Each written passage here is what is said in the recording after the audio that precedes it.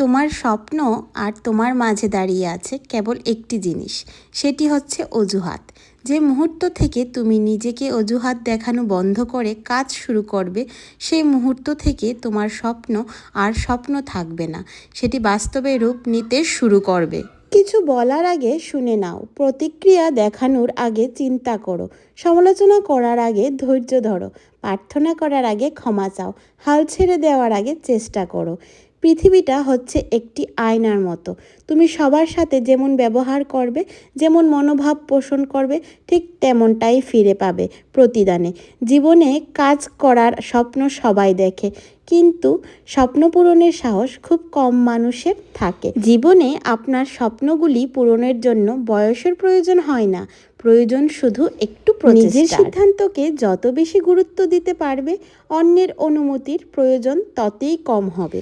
সফলতার পথে প্রতিদিন নিজেকে সামান্য হলেও এগিয়ে নেওয়াই সবচেয়ে বড় অর্জন, কারণ ধারাবাহিক চেষ্টা একসময় জীবনকে বদলে দেয়। ব্যর্থতাকে নিয়ে চিন্তা করবেন না, কারণ আপনাকে একবারই মাত্র সঠিক হতে হবে। আপনার আজকের সিদ্ধান্তই এক মুহূর্তে আপনার কালকের ভাগ্য রূপান্তরিত করতে পারে, তাই সিদ্ধান্ত বুদ্ধির সাথে নিন।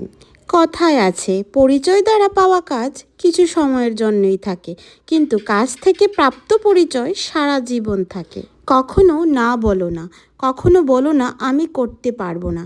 তুমি অনন্ত এবং সর্বশক্তি তোমার ভিতরে আছে, তুমি সব কিছুই করতে পারো। তোমার কষ্টের গল্প একদিন সফলতার প্রমাণ হয়ে দাঁড়াবে। সেই দিন হয়তো দূরে, কিন্তু আসবেই যদি তুমি আজ থেমে না যাও। তুমি কত দূর যেতে পারবে তা নিয়ে যদি কারোর মধ্যে সন্দেহ থাকে, তবে তার থেকে এত দূর এগিয়ে যাও যেন তার কথা তুমি আর শুনতেই না পারো।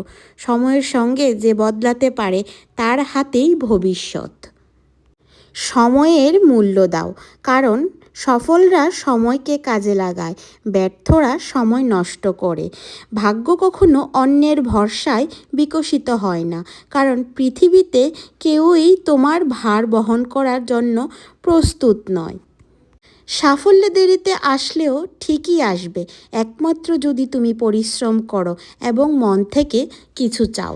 জীবন মানে শুধু বাঁচা নয়, প্রতিদিন নিজেকে নতুনভাবে গড়া, প্রতিদিন নতুন সূর্য উঠে নতুন সম্ভাবনা নিয়ে। তোমার জীবনটা কিন্তু একান্তই তোমার। তুমি কি হবে, কি করবে সে ব্যাপারে অন্যেরা পরামর্শ দিতে পারে, কিন্তু তাদের ইচ্ছা তোমার উপর চাপিয়ে দেওয়ার কোনো অধিকার নেই কারোর। কাউকে সেই সুযোগ দিতে নেই কখনো। যদি তোমার কোনো সমালোচক না থাকে, তাহলে বুঝে নাও সম্ভবত তোমার কোনো সফলতাও নেই।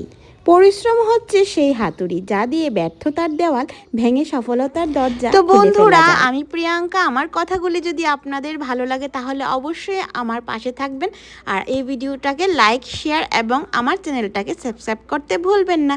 তাহলে চলো, আজকের মতো এখানেই বিদায় নিলাম। ভালো থাকো সবাই, টাটা।